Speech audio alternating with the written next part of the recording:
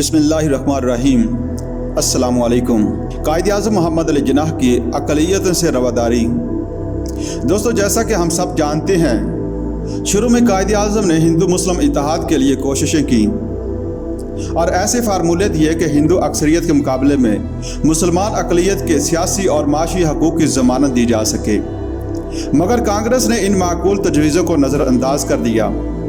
इस पर कलकत्ता कॉन्फ्रेंस में कायद ने एक तवील तकरीर की जिसमें बड़े ज़ोर से मुसलमानों के मुतालबात दोहराए और कांग्रेस की कायम करदा नेहरू कमेटी की तंग नज़री पर गम व गुस्से का इजहार किया।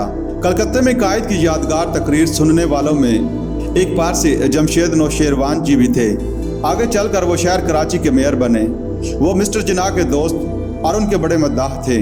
अपने दोस्त की याद ताज़ा करते हुए कहते हैं, मिस्टर जिन्नाह की याद बड़ी दिलकश है। उन्हें अपने ऊपर पूरा काबू था। वो अपने जज्बात का इजहार बहुत कम करते थे। वो बावकार थे। उनकी ज़िंदगी बहुत तनहा थी। मैं आपको 1928 की कलकत्ता कॉन्फ्रेंस के मुताल्लिक एक वाक़या सुनाऊंगा जिससे तस्वीर का दूसरा पहलू भी आपके सामने आ जाए।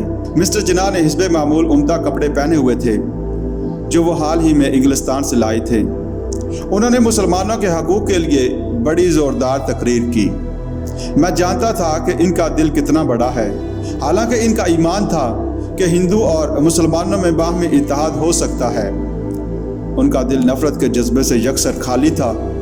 मुद्दतों बाद जब हिंदुस्तान तकसीम हो चुका था, मिस्टर जिन्नाह ने एक दिन मुझसे कहा कि इनकी दिली ख्वाहिश है कि पाकिस्तान के मुसलमान अक़लियतों से रवादारी बरतें। मैं यकीन से कह सकता हूँ कि मिस्टर जिन्नाह बड़े इंसान दोस्त शख्स थे। वो आंसू बहाने के आदी न थे, लेकिन मैंने उन्हें 2 मौक़ों पर रोते देखा। तकसीम हिंद के बाद मैं उनके हमरा इन हिंदुओं का एक कैंप देखने गया जो पाकिस्तान में रह गए थे। इनकी मुसीबत देखकर जिन्नाह रो पड़े। मैंने उनके रुखसारों पर आंसू चमकते देखे।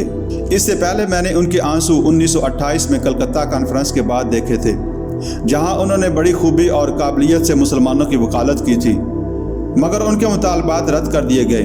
कॉन्फ्रेंस में किसी शख्स ने मिस्टर जिन्नाह की मुखालफत करते हुए कहा था कि इन्हें मुसलमानों की तरफ से बोलने का कोई हक नहीं, क्योंकि वो उनके नुमाइंदा नहीं। मिस्टर जिन्नाह को इस पर रंज महसूस हुआ और वो अपने होटल में वापस चले गए। दूसरे दिन सुबह 8:30 बजे मिस्टर जिन्नाह कलकत्ता से रवाना हो गए और मैं स्टेशन पर उन्हें खुदा हाफिज कहने गया। वो अपने फर्स्ट क्लास के डब्बे के दरवाजे पर खड़े थे।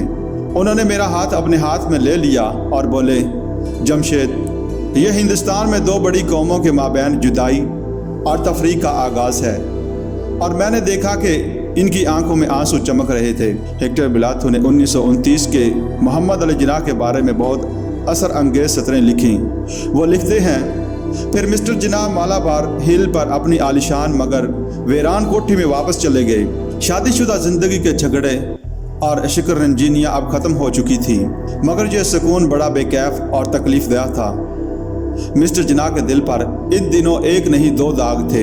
हिंदू मुस्लिम इत्तेहाद की देरीना आरज़ू खाक में मिल चुकी थी।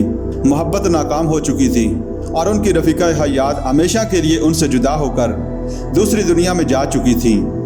वो अपनी कोठी में बिल्कुल अकेले थे और इस तर्ज़ ज़िंदगी से उनकी वो तन्हा पसंदी और भी बढ़ गई जिसने सारी उम्र उनका पीछा ना छोड़ा। इन दिनों एक पुराने दोस्त उनसे मिलने आए और उन्होंने रतन भाई की ज़िंदगी की आखिरी घड़ियों का हाल इन्हें सुनाना चाहा, लेकिन मिस्टर जिन्नाह की आंखों में सर्द महरी के आसार देखकर वो ठिठक गए।